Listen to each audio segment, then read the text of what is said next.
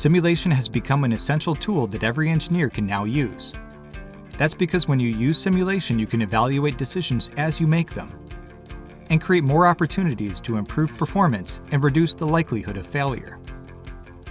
With the Product Design and Manufacturing collection, you have access to a wide range of simulation tools, including nonlinear, thermal, fatigue, and vibration analyses that all work right inside your CAD software.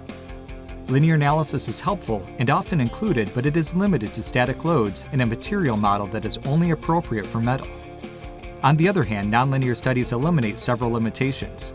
They provide advanced material models specific for plastic, rubber, or foam.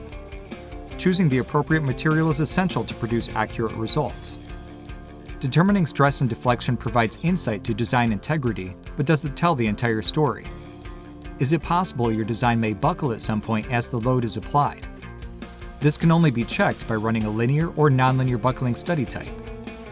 They have the power to provide you with the maximum load your design can handle before it loses stiffness or undergoes catastrophic failure. Even animate the load to gain a full understanding of the behavior of your components.